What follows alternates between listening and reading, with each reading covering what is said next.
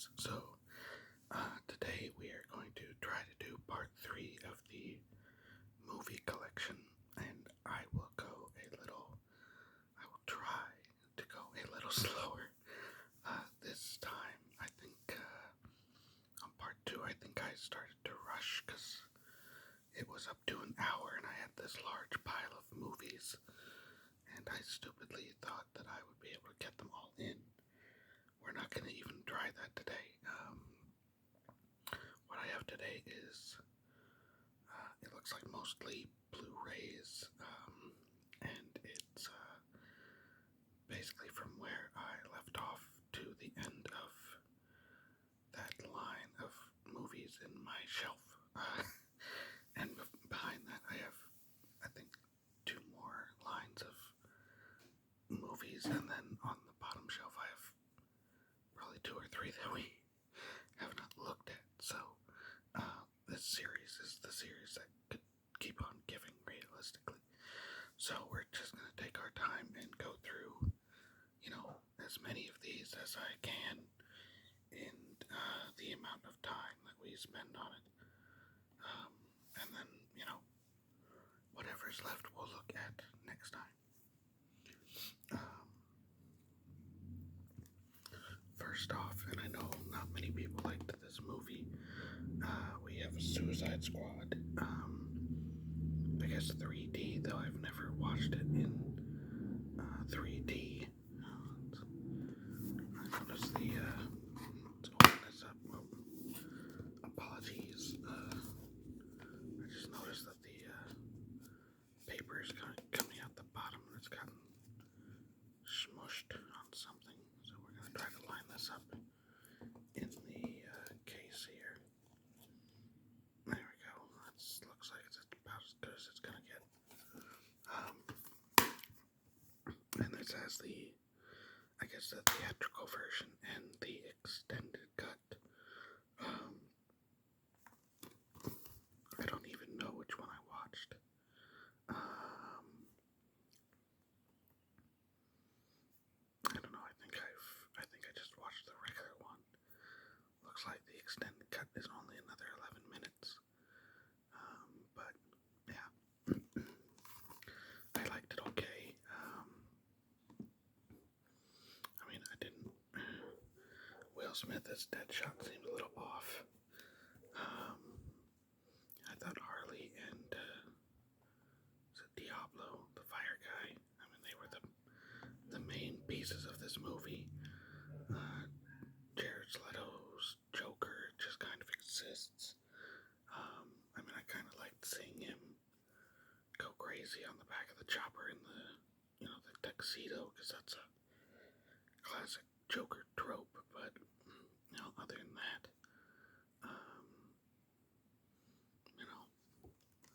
it's okay.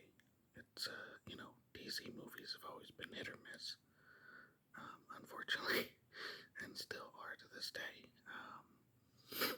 So they tried, right? It was okay for the time. Reminds me of like the 90s Marvel movies where like they would do okay and then they do a dud and then they do okay and then they do a dud.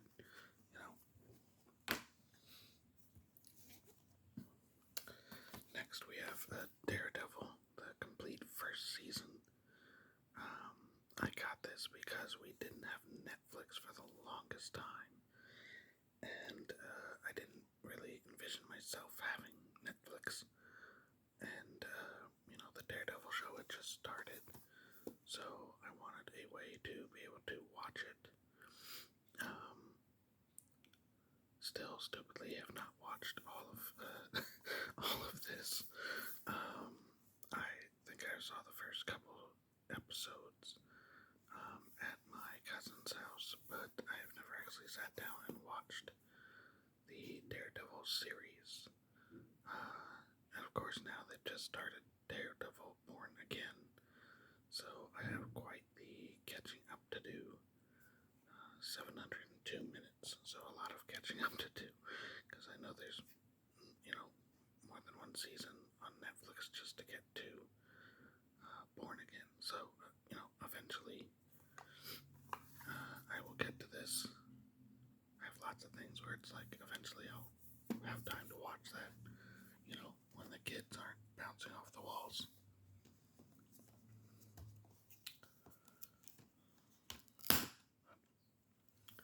Something on here is sticky, or maybe it's on the other movie. We have Wonder Woman, the original. This was great, except for that. I mean, everybody makes fun of the final battle when she's fighting Professor Lupin from Harry Potter, but in battle armor. I don't know why they decided to have him show his non-cool Ares face for that final battle. I mean, they're still doing CGI because it's not like he's really there in the suit, and they're having to do extra CGI just to put his human face on this CGI suit.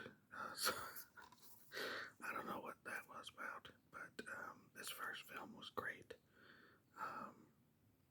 Really like the Chris Pine love story that they had in there, and when she's kind of the fish out of water, not knowing how the world works. Those moments are cute. It reminds me a lot of like Christopher Reeve Superman. When he's acting as Clark Kent. So I mean, I liked this. Honestly, probably one of the better DC movies, just overall. I never watched 1984 because I heard so many bad things about it. And the little parts that I saw were not having Maxwell Lord be some schlocky guy. I don't know why.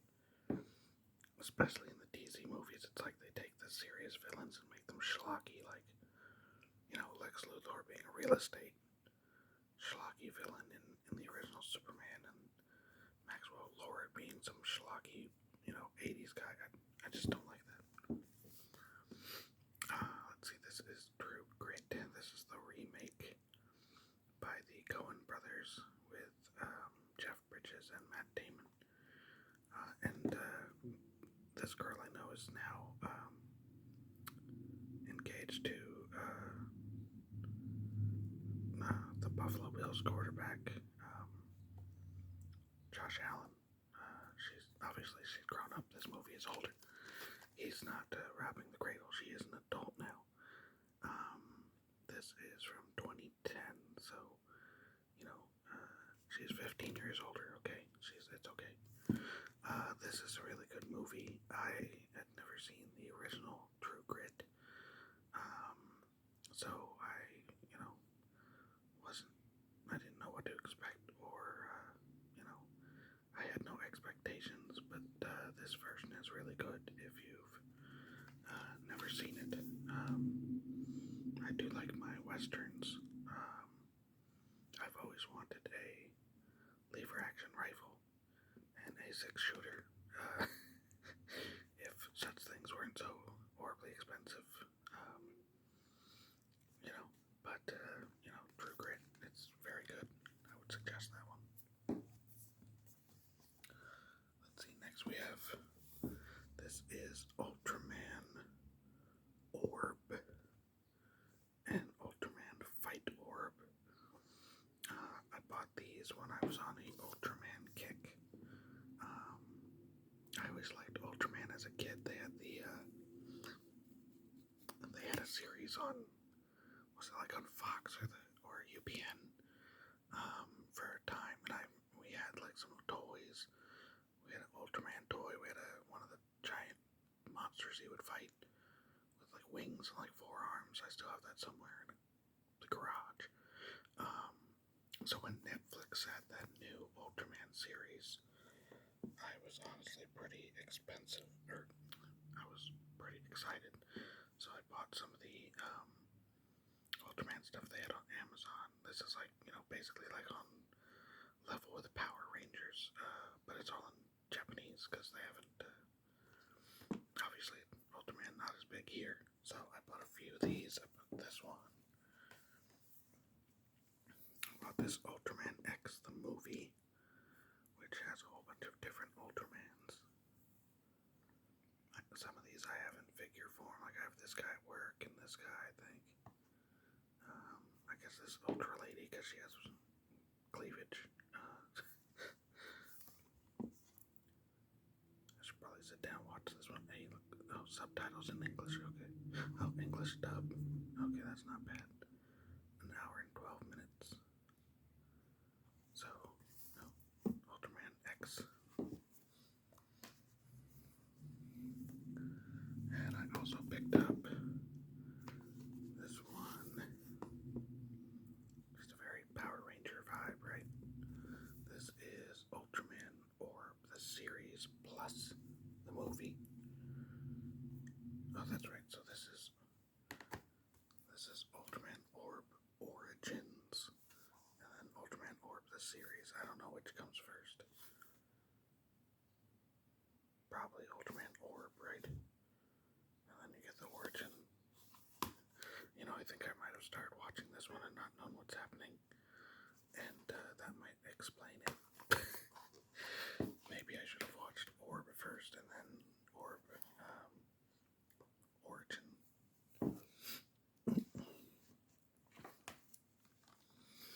Let's see, we have Snowpiercer. I've never actually watched this, but I've heard it's based on a comic book, and I've heard good things. So I picked it up just to have, honestly. With Chris Evans, it's basically everyone's on this train that's constantly going around the world because the world has been, destroyed, and it's basically the Ice Age, and they're all going around on this train where the entire society and all of man really is on this train. So very highfalutin sci-fi, and this man kind of doesn't like how the train's being run by this crazy Tilda Swinton character, and he starts a revolution on the back half where all the poor people live and tries to fight his way to the front. So, like I said, haven't watched it, but eventually we'll get around to it, right?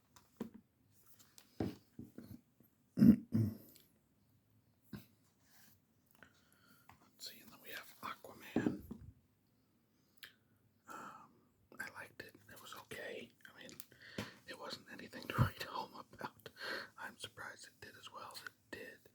I think a lot of it was just people wanted a brainless popcorn action movie, and that's so much of what this is. There's not really much to it. I liked one part I found just hilarious is whenever they're having a serious conversation, something will explode. Like they can't have a serious conversation or talk for more than like 3 minutes without something exploding. Which just keeps it going, I guess. Jason Momoa, I honestly think he should have been Namor. I mean, his eyebrows alone are Namor. I think he was miscast, honestly, as Aquaman. He should have waited for Marvel to do a Namor movie, and he would have been Spitting Image Namor. I know they went a different way with the Black Panther 2, but, what's her name? The girl who got in trouble. Amber Heard. Look, when she comes out of the water that first time, like on the dock, and it's dark, and she's in that skin-tight suit, she can poop on my bed. That's okay.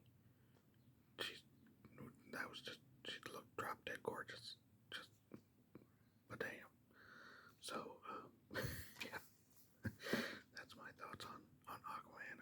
Did I ever see, I didn't see the second one. That was after, like, they had already announced that this entire DC universe was dead. So, I didn't make I liked the first one, but it wasn't so good that I needed to rush out to see Aquaman 2. Let's see, this is Zack Snyder's Justice League. I have not watched this, but I did think it was worth picking up. And I mean, I've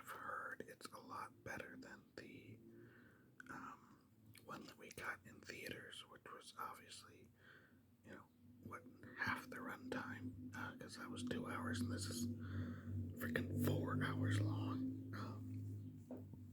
which is just insane. But when I picked this up, honestly, I sent the other version to Goodwill because it was like, look, that the version of Justice League we got sucked. It was just bad, so I didn't need to keep that. I'm hoping this is better. I've heard it's better. There's honestly not too many ways it could be worse. So if I can have a Justice League movie in my collection, I'll make it this one. So I tossed the Joss Whedon one. Nobody needs to see that. Let's see, we have Fatal Fury, the motion picture. This is a nostalgia trip for me. There's about, I want to say 2 or 3 Fatal Fury movies, which if you don't know, Fatal Fury is a SNK fighting game, much like Street Fighter, but it was on those cabinets where you would have like 3 games, and this would be one of them. That's how most of the SNK video game cabinets worked back in the 80s and 90s. So not as popular as Street Fighter, especially here in the US. But it follows what are their last names? Oh yeah, Bogart, the Bogart brothers, Terry, and his brother, who's not on the back here. But it follows them, and I used to rent these movies from the video store all the time, just because I thought they were so cool. It was about the only anime that I really watched for the longest time. This one is the motion picture. I really love this one. Basically, Terry fighting some godly guy who's searching for these relics that will make him super cool. And they had a second one, which I think was honestly supposed to be coming. It was supposed to be before this one, where he fights Wolfgard Kaiser, who's like the main baddie for the fighting series. But I love this thing. I found it on Amazon one day and was like, oh my god, they have the Fatal Fury movie. So I immediately picked that up, and I watched it shortly after, and it was just as good as I remember. And mine pops out of her costume like all the time. It's ridiculous. The boob physics in that movie is like she's constantly jumping around, and her boobs will just bounce. The Japanese know what they like. Let's see, this is Rogue One, a Star Wars story. If you've never seen it, I mean, honestly, this is the best of the prequels. Yeah, honestly, I mean, this is better than Phantom Menace and Clone Wars, and I'd say probably Revenge of the Sith also. It's about getting the plans to destroy the Death Star. So we all know, what happens after this movie, because it leads directly into the original Star Wars. But they do just a great job. And the little part where Vader cuts his way through a whole bunch of rebels trying to get the protagonists is probably the most awesome Vader scene in almost any Star Wars movie. He's just mowing through people in like a dark hallway, and it's like out of a horror film. It's great. I have to show this to the kid. I don't know if my daughter's seen this one, but honestly, I like it a lot better than a good amount of the Star Wars films that we got from Disney. I mean, honestly, probably the best Disney Star Wars film, right? I mean, don't get me wrong. I liked most of the new trilogy as other people, but going from 1 to 2 to 3 did seem like they, well, I mean, we know now they didn't know what they were doing, right? It was Jeff Abrams handing it off and then finding out that all of his plans got pooped on, and then coming back for the third. Let's see, this is Enter the Clones of Bruce Lee, which I got super recently, I think for my birthday. It was pretty good. I was tired that day. I will admit I started falling asleep a little, because it's almost 100% subtitles.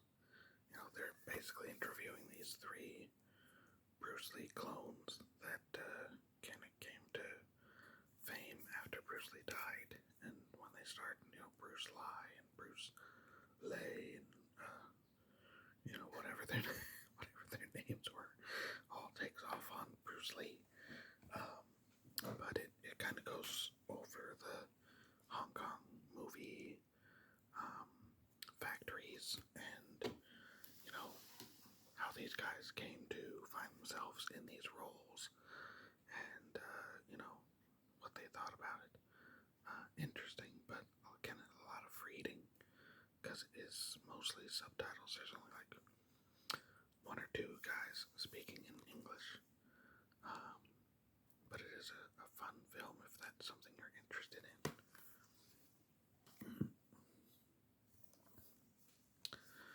A movie I've never seen.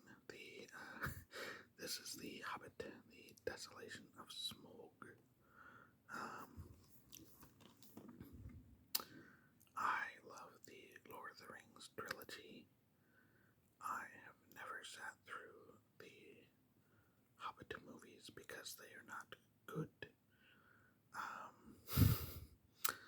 I would much rather watch the Rankin and Bass Hobbit than sit through 12 hours of the Hobbit movies, which is horribly unfortunate. I mean, The Hobbit is one of my favorite works of fiction, but to make it into 3 movies and to add as much as they did was really just not a great idea.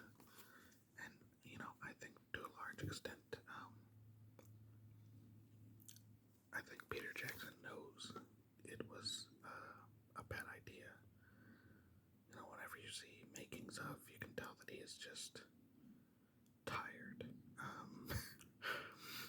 But, you know, he has to make a living. So, I saw the first Hobbit in theater. We didn't know really how it was going to be. I remember not really liking it in the theater. It just seemed overly long, and what was that? They had that new shooting technology where everything was so clear that it was like, it looked like a play. I remember that was a big thing when the first one came out, and sure enough, you know, everything looks kind of cheapened because it looks like you're on the set, and it's just not great. I mean, the first like 30 minutes of the Hobbit movie is like just the dwarfs arriving, and it's like, Jesus. So I think I got this as a present, and I just never sat down to watch it because I really have almost no interest, sadly. Let's see, we have The Jerk.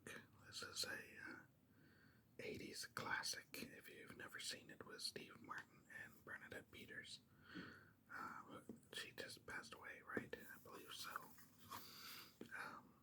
Just comic genius. If you've never seen it, I would highly recommend it. It's been honestly years since I've watched it, but you know, I still remember bits and pieces, and you know, like when he's poor and he's leaving the house and he's picking up, you know, things like, oh, this is all I need, this is all I need. And he picks up about 50 things. Great movie.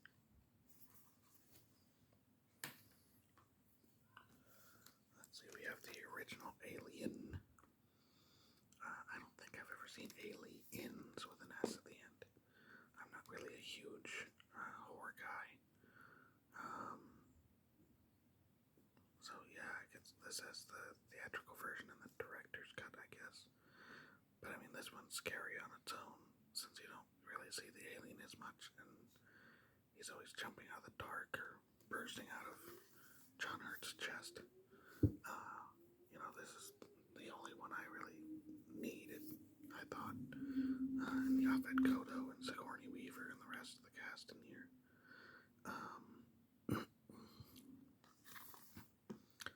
I'll forever have nightmares from that thing coming out of John Hurt's chest. And then the other part, let's see, I'm looking at the names. I think it's Harry Dean Stanton who plays like the android. And when he starts shooting like the goop out of him because he's been like smashed by the alien, it's gross stuff. I don't nightmare fuel for younger children. Let's see, I do have It. I haven't seen it yet, but I do. I picked up It Part 1, Part 2, because I am a Stephen King fan. I just know that I'm not, like I said, I don't love horror movies, so I just know this will creep me out. But I figured I should probably pick it up and watch it at some point. I forget where Part 2 is. I don't think it's in this pile, but Part 1 here. Very simplistic cover, but it gets the point across.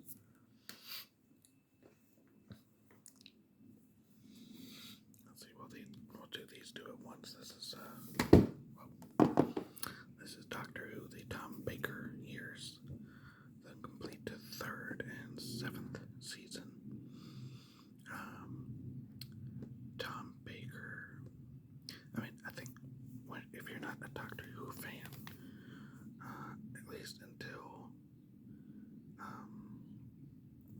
the later years, if you weren't a Doctor Who fan, I think Tom Baker is kind of who you thought of if somebody said Doctor Who and you were aware of it.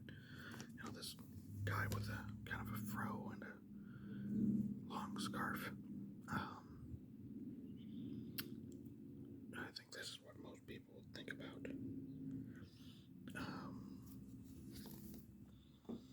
And for me, I didn't really want to get into the Tom Baker Doctor Who because he was so, he was the one that people identified most of the time. But I've read a good amount of the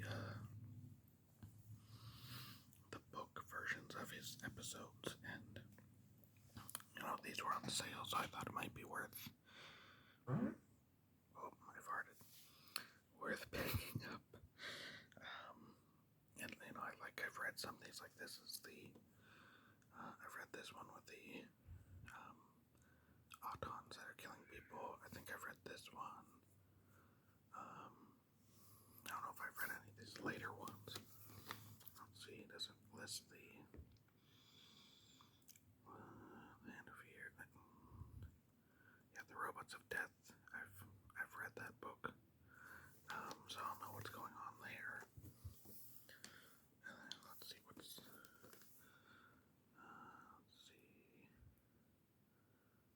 I haven't read any of these series here. But I don't know. I have that underdog in me where it's like if you're really well known for playing something, I probably don't want to see your version for some reason. I have an aversion to the most well known or well liked. I mean, for me, my favorite Doctor was my brain is not working today for the pop culture. Matt Smith is who I started with, but I came in for his, I think it was the 20th anniversary special, where they had him and the 10th Doctor, and then I think right after that was the Christmas special where he regenerated, and then I watched all of Peter Capaldi. I think Peter Capaldi is my favorite just because I came on around that time, and I loved his magician outfit wish I had that coat. It's beautiful. I've tried to buy things that are like it, and you can't. I'd have to buy the actual one direct from the UK. Um, but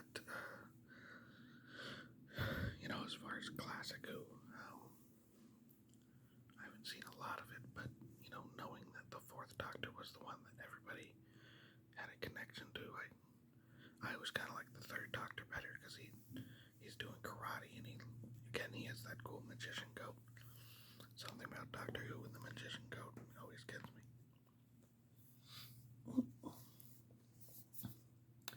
Let's see, next we have Hellboy.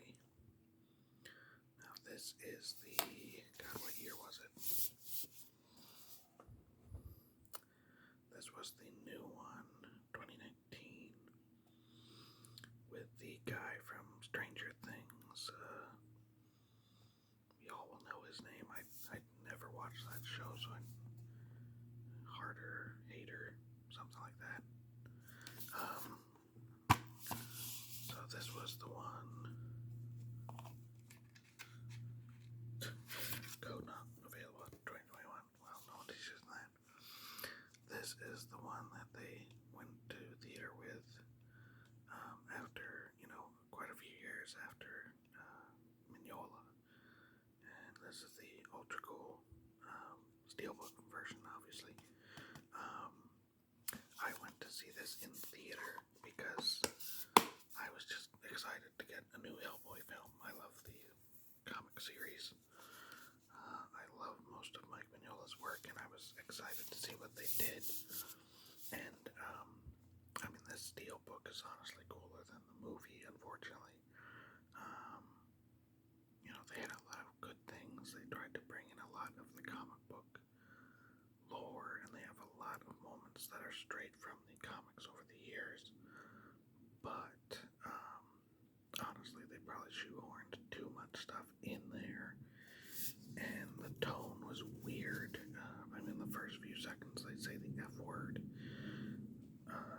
just in passing about the Dark Ages were bleepity bleep to be living in, and it's just kind of like, what is that? Are you trying to be funny? Are we going for comedy here?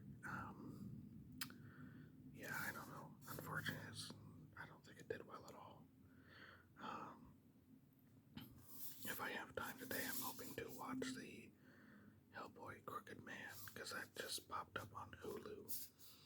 That was like a direct-to-streaming release for maybe last year, with another guy playing Hellboy, and it's supposed to be pretty low budget. But I figured I'd give that one a try. It's free. It's not like I'm paying for it. So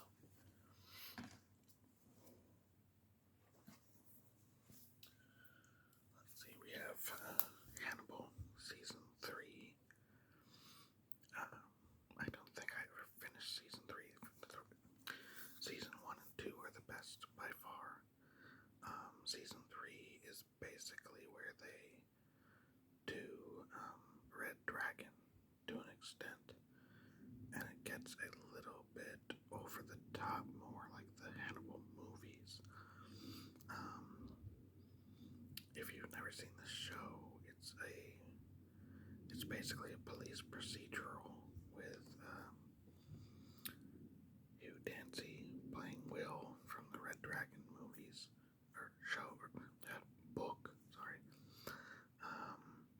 And his psychiatrist is Hannibal, and Hannibal's, he is a murderer. He's doing most of the crimes that Will is looking into, but he doesn't know it. And when he's not the one perpetrating, he's helping Will, solve them. So, the first 2 seasons are great.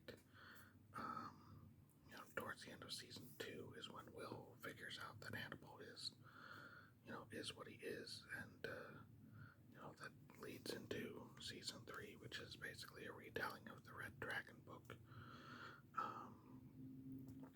Great show. I'm surprised it got on NBC because it is just so, like, the kills are operatic and violent, and really gory.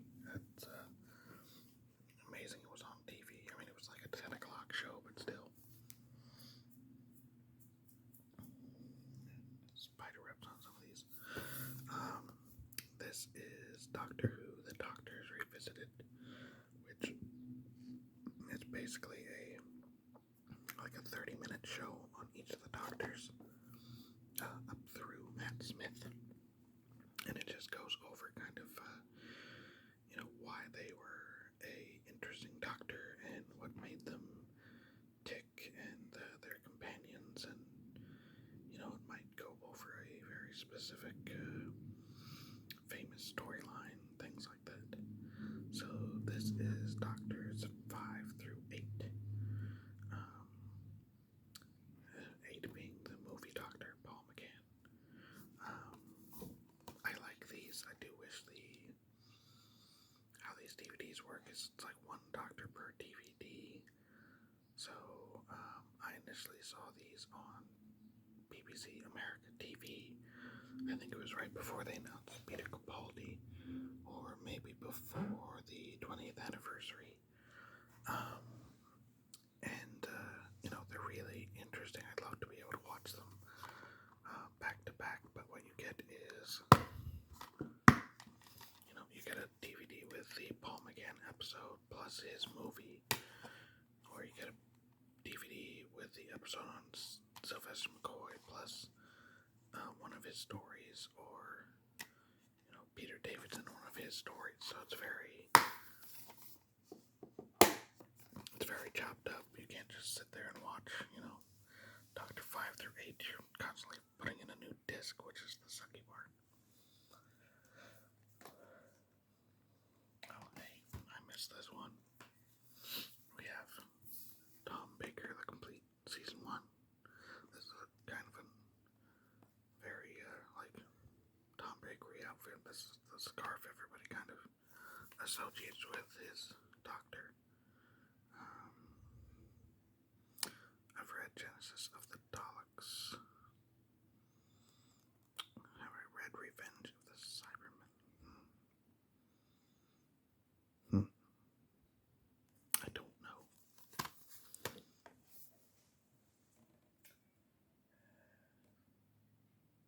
Oh, I have. I just looked at my bookshelf. I have them in order of, I have the newer ones, and then I have the ones that I've read on the left. So, yes, I have read that one. Next, we have RoboCop.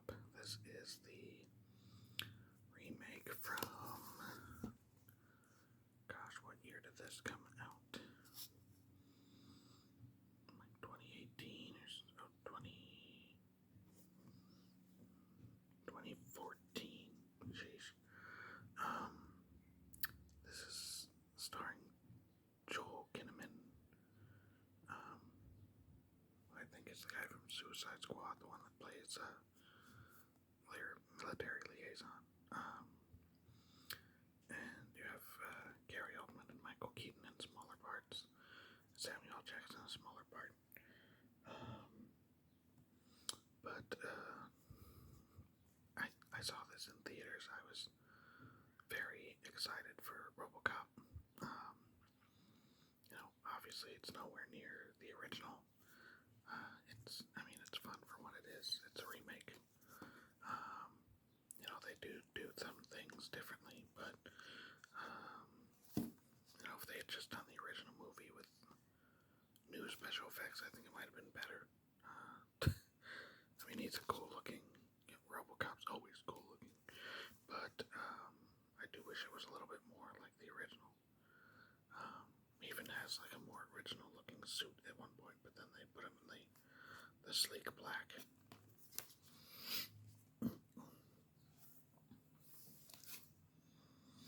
Let's see, half of these I'm dusting as I go, sorry. This is 47 Ronin with Keanu Reeves. Just kind of a senseless action film, honestly. It has very nice visuals, but story-wise, it's nothing that you're gonna be amazed by. It's just Keanu Reeves running around sword fighting people. But if you're one of those people that likes picture quality over perhaps content, you might enjoy this. I very much am a content guy. I can't, I remember seeing, what is it? Sin City in theater, and I had people at work just raving about that movie, and, visually it's very interesting, but I could not care less about most of it. Let's see, we have the Batman. I have yet to see this one. I'm interested. I think Robert Pattinson was an interesting choice. But when we all saw that trailer with the Nirvana Something in the Way, I think everybody was pretty much like, oh yeah, okay. This could be something really good. So, had to pick this up. Someday I'll have 176 minutes. God, that's 3 hours, isn't it? Someday I will have 3 hours to watch The Batman.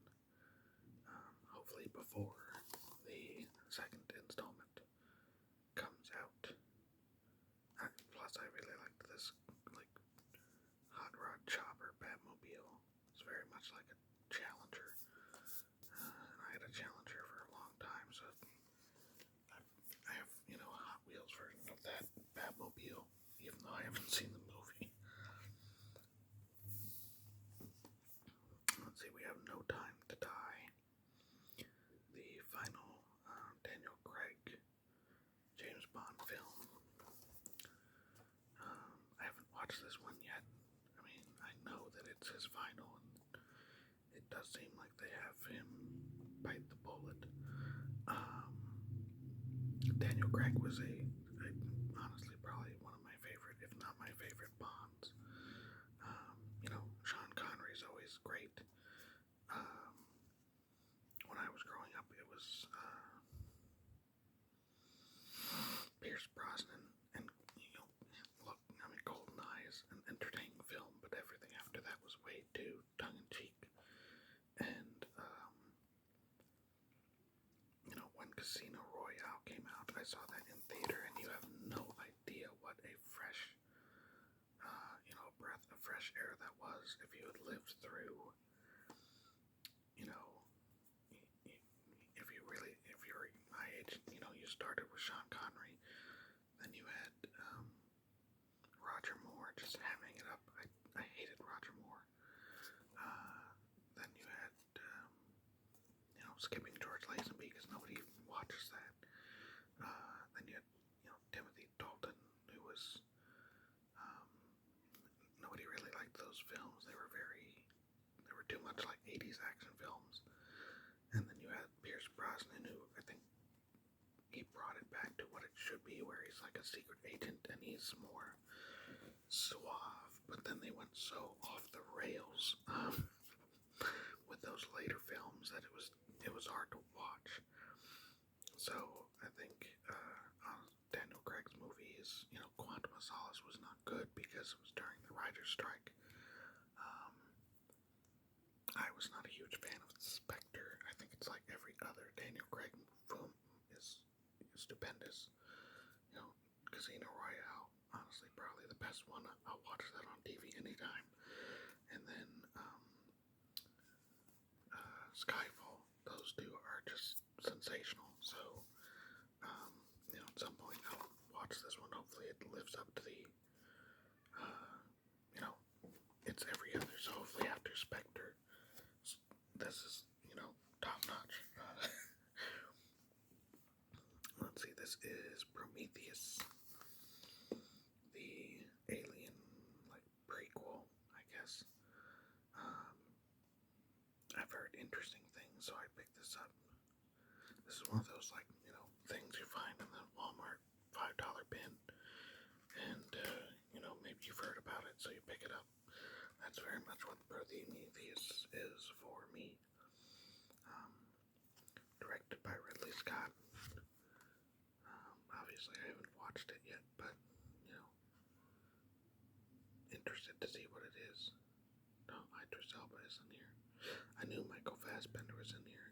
Guy Pearce. I mean, honestly, that's a pretty good list of people, so someday. Runner, the final cut. I haven't seen Blade Runner in years, but when I saw this was on sale, I picked it up. I think this is supposed to be like somewhat remastered, and then different cut from Ridley Scott. So, if you're gonna have Blade Runner, you might as well have the definitive final, cut that he's happy with, I guess.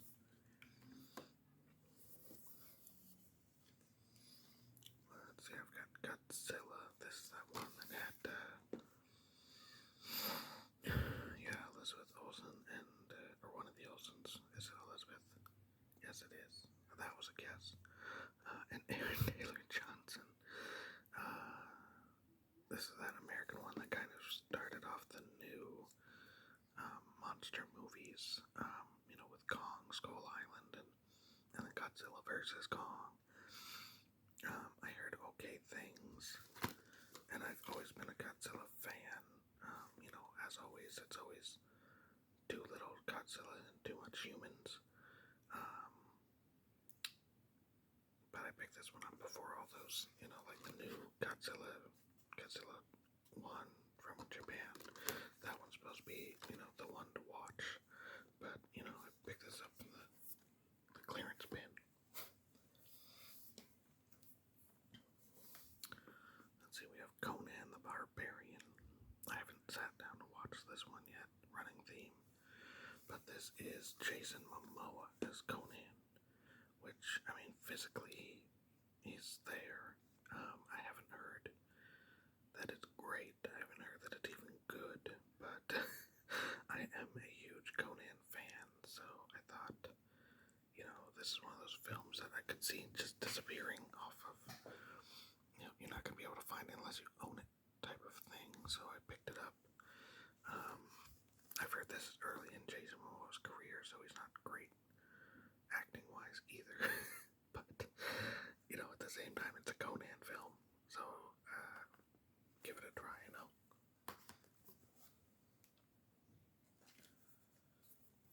Let's see, we have Pacific Rim. I have this in both Blu-ray and regular DVD. This is this is probably my favorite, guilty pleasure monster film. If you've never seen it, it's directed by Guillermo del Toro, and it's just giant man-made and man-piloted robots called Jaegers fighting giant monsters that come out of the ocean, and it's freaking exciting and freaking spectacular. I have a friend that makes fun of me for this, the love of Pacific Rim, but I love the giant robots fighting the giant monsters. It's just what I wanted. I saw this in theaters and people literally were cheering when the giant robots would punch the giant monsters, so, it did something right. I have the sequel. I haven't sat down to watch the sequel, just because I know I heard bad things, and it's like, it's such a guilty pleasure, I don't want to mess it up by watching the sequel and have it suck. Ghost in the Shell, 25th anniversary version. One of those classic animes that everybody should probably own or watch at some point. Set in the far future of 2029. Jesus Christ.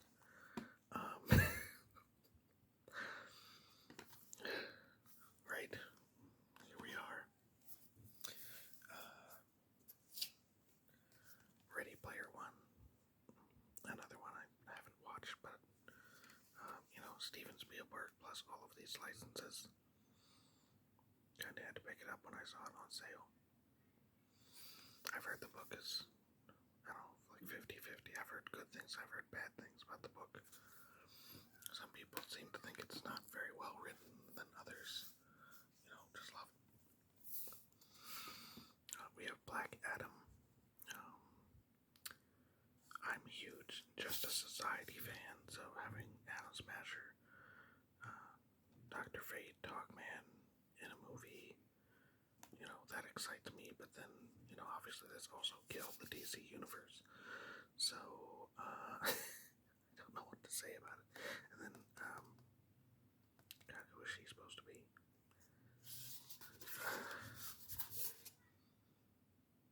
It's like I know the wizarding girl, but I can't remember her name. I don't know. This is, that's The Rock throwing around his Hollywood weight, and then it coming back to kind of backfire on us. But maybe at some point I'll have to watch this Who's the Just Society and History of Black Adam, because I think those characters are some of the best DC has to offer. It's just that, did they need to be in a movie this soon? I don't know. Though I do like Pierce Brosnan looks epic with this gray hair.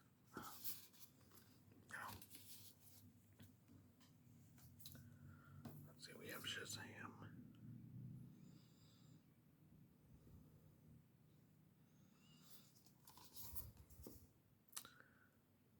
Can't remember if I watched this. Is that horrible? I want to say no. Yeah, I want to say I haven't watched this yet. I mean, the first one I heard good things. The second one we all heard that one chick was hot. But that's about all we heard, wasn't it? We have Spectre. I thought this movie was a little bloated. I mean, it loosely follows the plot from On Her Majesty's Secret Service, where Bond falls in love and actually, plans on marrying this lady, but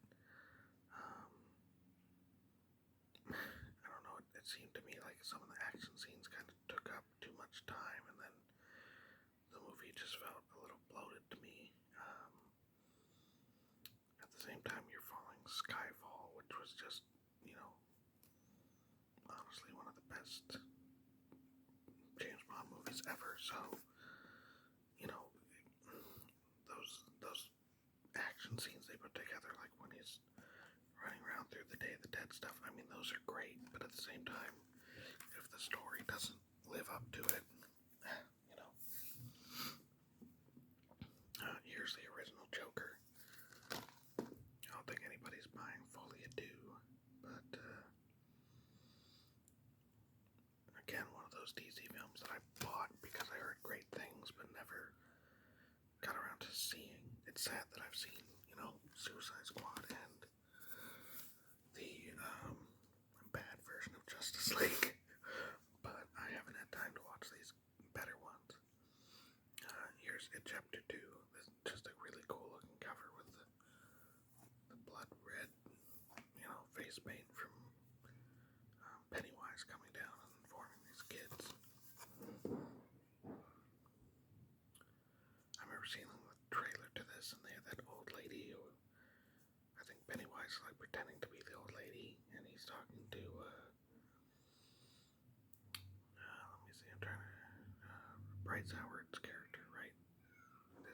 Jessica Chastain. Jessica Chastain and Bryce Howard look a lot alike to me. But she's talking to this old lady, and then she realizes something's off, and the old lady's like zipping around in the background. Creepy old ladies creep the fuck out of me. Let's see, and then we'll do a 3-peat. This is Adventure Time Season 1, Season 3, and Season 6. Just a weird assortment. These are the only ones they had on Blu-ray. So I picked these up to have them on Blu-ray. I do own the box set of all of the Adventure Times. It's this huge, it's not on my DVD shelf, but it's a huge thing, and it's made to look like the Enchiridion. And thankfully it has all the episodes, but that's just DVDs, it's not Blu-ray, so I did pick up these two to have them on, at least some of them on Blu-ray.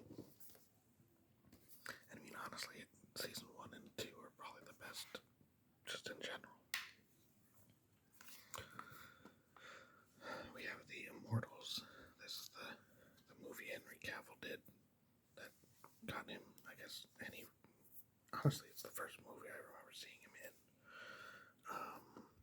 From the producers, not the director, the producers of 300. I remember when this came out, the commercials made it seem very much like it was 300. Um, and it's, that Greek mythology kind of stuff. So I was interested, so I picked it up. The Stoic hero in the world of myth and mythology. I mean, you can't go wrong with that kind of popcorn film.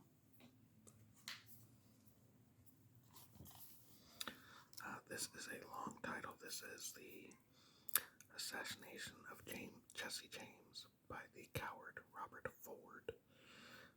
This is a great movie if you are interested in Jesse James, or maybe you grew up with Young Guns.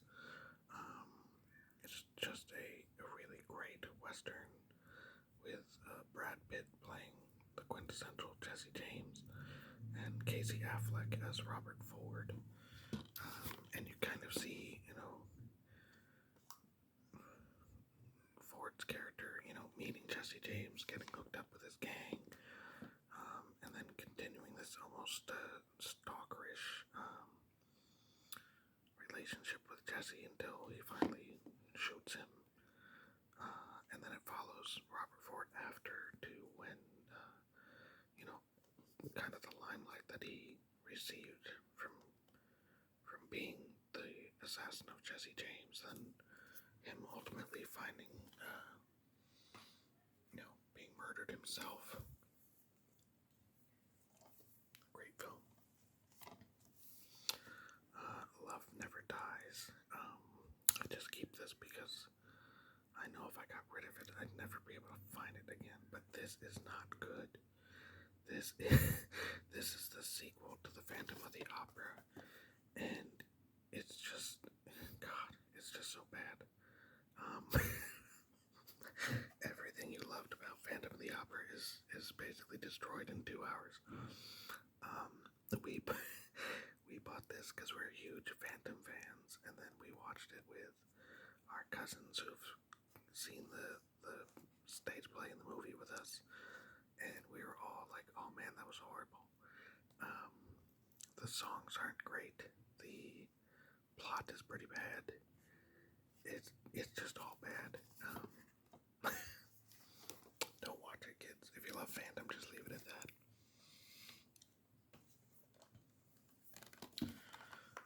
Classic Interview with the Vampire. I have to pick this up. I haven't seen this in years. And I want to say it's only 2 hours. I always thought it was longer. Great film. Brad Pitt's characters basically giving an interview to this guy, and he tells him about being a vampire, and Tom Cruise is Lestat, and what's her name? Let me find it. Oh yeah, Antonio Banderas, Christian Slater. Oh, Kirsten Dunst, that's right. I was like, I know it's a famous actress. Great movie. Like I said, I haven't seen it in years, but it follows them through quite a few years of vampire time, right? Doctors Revisited again.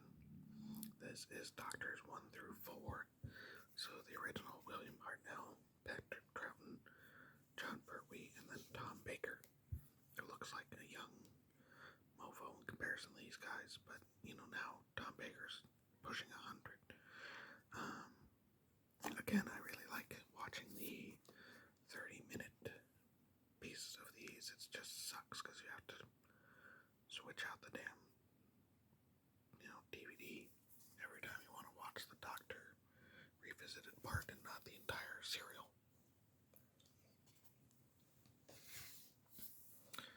Shaun of the Dead. I think I have this in Blu-ray also. Just a hilarious, but also gory horror comedy about this guy who basically wakes up one day and doesn't notice that the world's been taken over by zombies for a good 20-30 minutes. And then him and his friends have to their way through the situation. Great film. I think I saw this in theaters. I think my wife was, for a while, she would watch movies to keep track of the amount of cigarette use. Apologies for everybody who just woke up when the DVD fell over. But she would watch movies for cigarette use, and she would have to. They would send her to like all these movies. Like every weekend, she'd have to watch something, and half the time it would be just junk, like the horror movie of the week, you know. And she would sit there with her pad of paper and mark every time that somebody was smoking, or in the background smoking, or talked about smoking, because she was working at a healthy air place at the time. So, you know, we would go to these movies, and sometimes I'd go, sometimes I wouldn't, depending on if I even cared about the movie. And, you know, so some of these we just saw because she happened to be there to mark the amount of smoking that went on. And sometimes you got lucky and you saw something you didn't know about, like Shaun of the Dead. Sometimes you would just watch crap. Let's see, this is Batman the Killing Joke, the animated film based off of the graphic novel of the same name. I haven't watched this. The one part I know that I don't particularly like about this one is Batman and Batgirl sleep together, which doesn't happen in the in the book. I think they did that because they were trying to get you, I don't know, maybe more emotionally invested in Batgirl in a short amount of time, and maybe they thought having her, you know, sleep with Bruce was a good way of doing that. I don't know. I mean, you know, when this book came out, they had years of Batgirl, so having her get shot by Joker and paralyzed was enough. I don't know if they added that in just because they thought it wasn't going to be, you know, gripping enough. And then lastly, we have Batman and Superman: Dawn of Justice.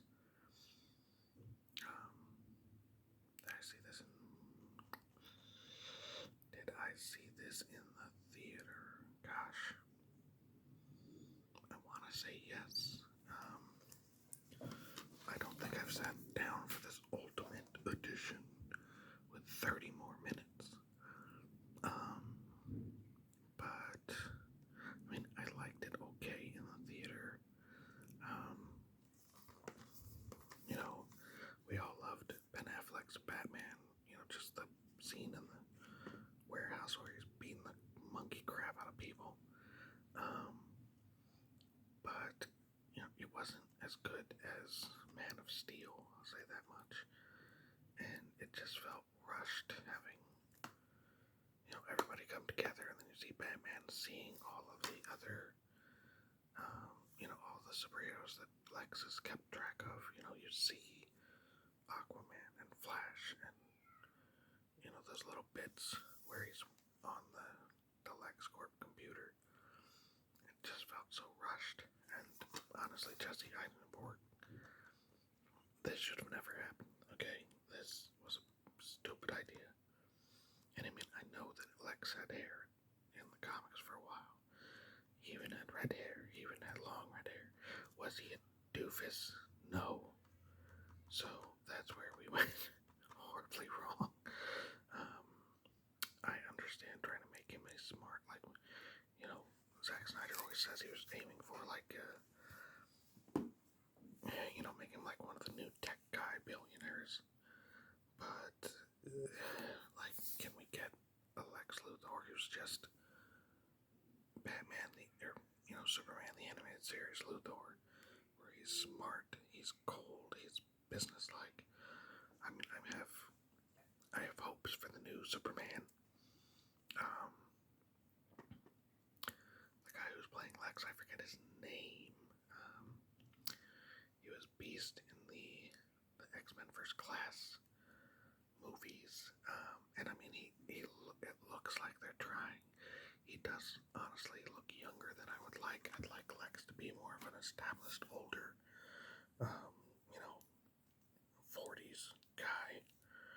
But it looks better than anything we've had before. It's not real estate Lex. I was always hoping Kevin Spacey was going to be the animated series level Lex Luthor, and then he just played it like Gene Hackman. I hated that. So, but anyways, guys, that is it for today. That is, we got through all of the